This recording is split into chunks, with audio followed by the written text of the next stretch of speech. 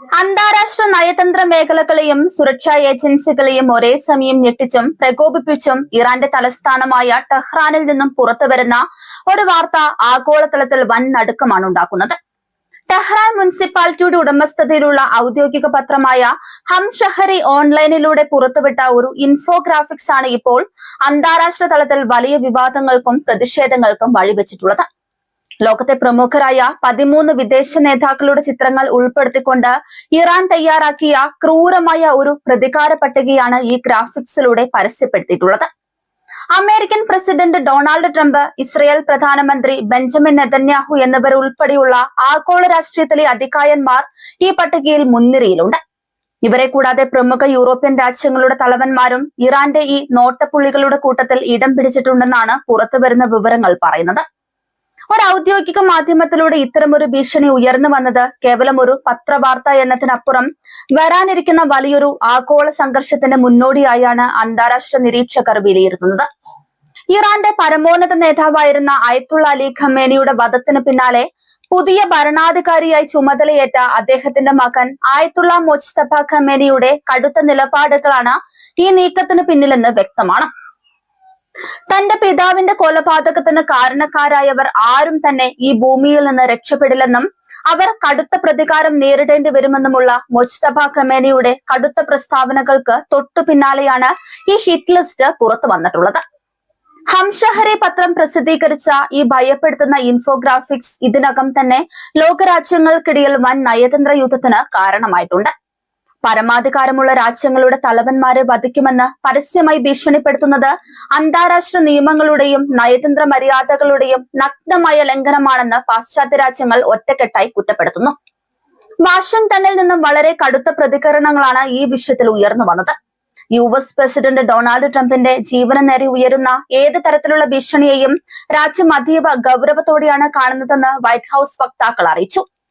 ഇറാന്റെ ഭാഗത്തു നിന്നും ഇത്തരമൊരു നീക്കമുണ്ടായാൽ അതിന് നൽകേണ്ടി വരുന്ന വില വളരെ വലുതായിരിക്കുമെന്നും അവരുടെ സൈനിക കെട്ടുറപ്പിനെ തന്നെ ഇല്ലാതാക്കുന്ന തരത്തിലുള്ള തിരിച്ചടി ഉണ്ടാക്കുമെന്നും പെന്റഗൺ മുന്നറിയിപ്പ് നൽകുന്നുണ്ട്. അതുപോലെ തന്നെ ഇസ്രയേലും ഈ പ്രകോപനത്തോട് കടുത്ത ഭാഷയിലാണ് പ്രതികരിച്ചത്. ബെഞ്ചമിൻ നെതന്യാഹുവിനെ ലക്ഷ്യമിട്ടുള്ള ഇറാന്റെ ഏതൊരു തന്ത്രവും പരാജയപ്പെടുത്താൻ തങ്ങളുടെ രഹസ്യാന്വേഷണ ഏജൻസിയായ മൊസാദിനും സൈന്യത്തിനും കൃത്യമായ കെൽപ്പുണ്ടെന്ന് തെല്ലവീവ് വ്യക്തമാക്കി. യൂറോപ്യൻ യൂണിയനിലെ പ്രമുഖ നേതാക്കളും ഈ ഭീഷണി പട്ടികയിൽ ഉൾപ്പെട്ടിരിക്കുന്നത് യൂറോപ്യൻ രാജ്യങ്ങളെയും പ്രകോപിപ്പിച്ചിട്ടുണ്ട്.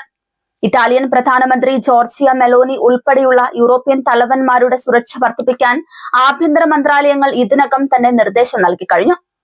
ആയത്തുള്ള മുജ്തഫ ഖമേനിയുടെ നേതൃത്വത്തിൽ ഇറാൻ ഒരു പുതിയ തീവ്രവാദ യുഗത്തിലേക്ക് കടക്കുകയാണോ എന്ന ഭീതിയും നയതന്ത്ര വിദഗ്ധർ പങ്കുവയ്ക്കുന്നുണ്ട്. പിതാവിന്റെ മരണത്തിന് ആഗോള നേതാക്കളോട് പ്രതികാരം ചെയ്യുമെന്ന് പരസ്യമായി പ്രഖ്യാപിക്കുന്നതിലൂടെ തന്റെ രാജ്യത്തിനകത്തുള്ള കടുത്ത യാഥാസ്ഥിതിക വിഭാഗങ്ങളുടെയും സൈന്യത്തിന്റെയും പൂർണ്ണ പിന്തുണ ഉറപ്പാക്കാനാണ് അദ്ദേഹം ശ്രമിക്കുന്നത്. ഇത് പശ്ചിമേഷ്യയിലെ നിലവിലുള്ള അശാന്തിയെ കൂടുതൽ സങ്കീർണമായ തലത്തിലേക്ക് എത്തിക്കും.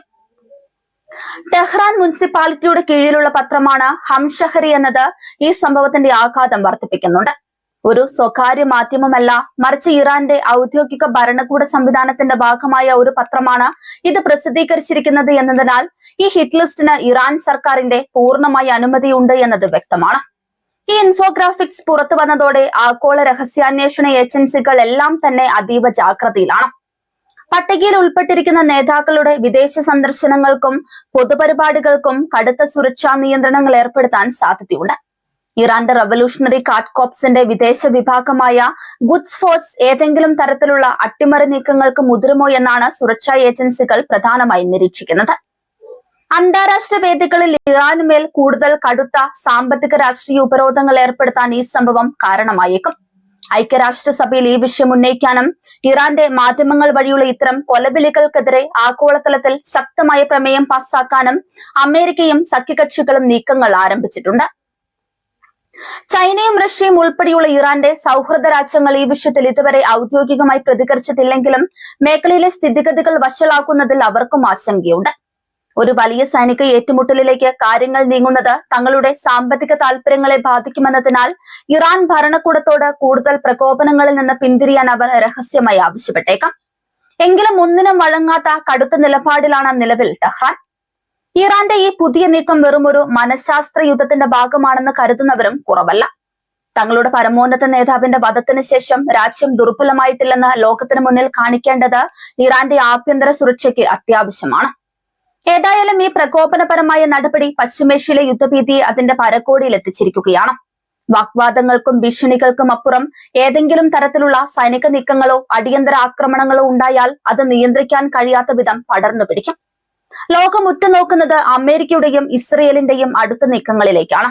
കാരണം ഇറാന്റെ ഈ പരസ്യമായ വെല്ലുവിളിയെ വെറുതെ വിടാൻ അവർ തയ്യാറാകില്ലെന്ന് ഉറപ്പാണ്. വരും ദിവസങ്ങളിൽ അന്താരാഷ്ട്ര രാഷ്ട്രീയം കൂടുതൽ ചൂട് പിടിക്കുമെന്നതിന്റെ വ്യക്തമായ സൂചനയാണിത്.